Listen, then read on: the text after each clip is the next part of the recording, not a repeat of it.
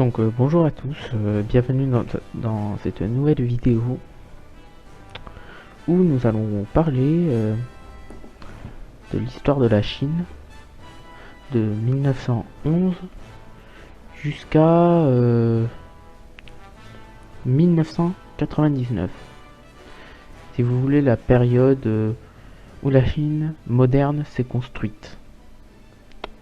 Donc nous allons tout de suite commencer. Bien sûr, je ne rentrerai pas dans les précisions, je parlerai des événements les plus importants.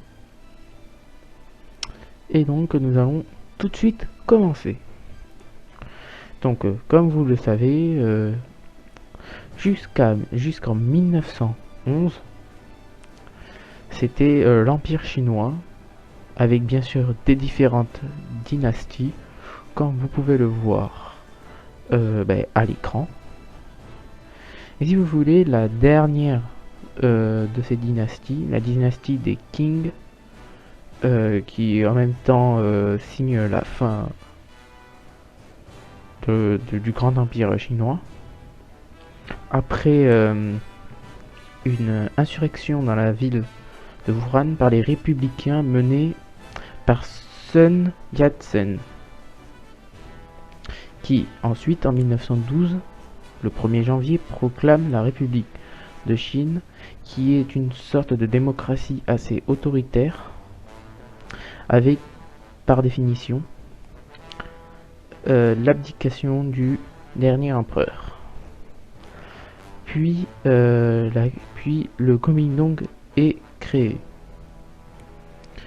Donc la carte de Chine a changé car la Mongolie a pris son indépendance, comme la Tuva, qui ensuite va être annexée par l'Union soviétique.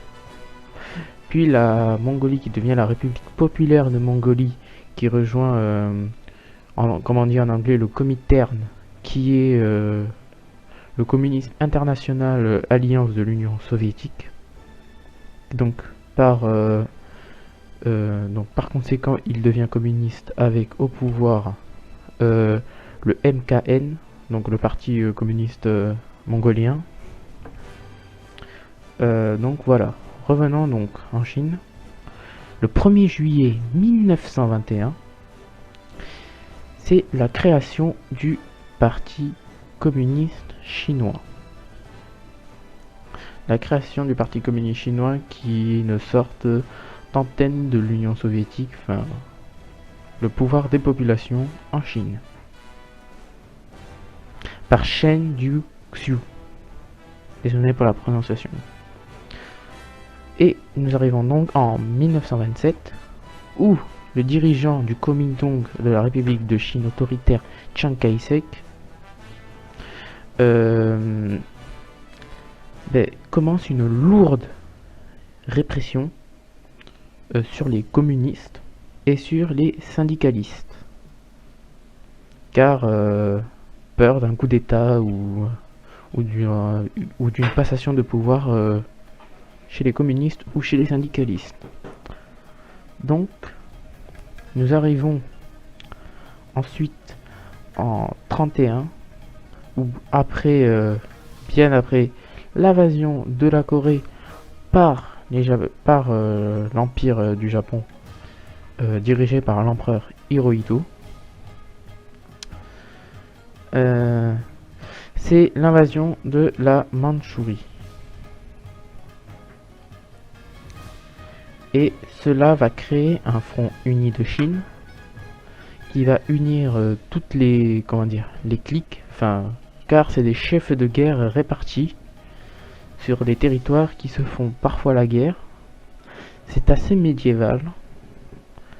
Et donc ils se décident, même avec la République soviétique de Chine, de créer un front uni chinois pour se battre contre les Japonais. Donc du coup, après le front uni chinois contre les Japonais, vient la fin de la guerre. Le Kuomintang, une fois la fin de la guerre, après tout ce qui s'est passé avec le front uni, a une idée de réunir la Chine sous une bannière, la République de Chine. Sauf que ça va ne pas passer comme prévu. Les communistes, après l'invasion de la Mandchourie par l'Union soviétique, va prendre peu à peu le contrôle de celle-ci et peu à peu va s'estendre leur idéologie et leur pouvoir. Et cela nous ramène le 1er octobre 1949, les communistes prennent le pouvoir et proclament la République populaire de Chine avec son président Mao Zedong.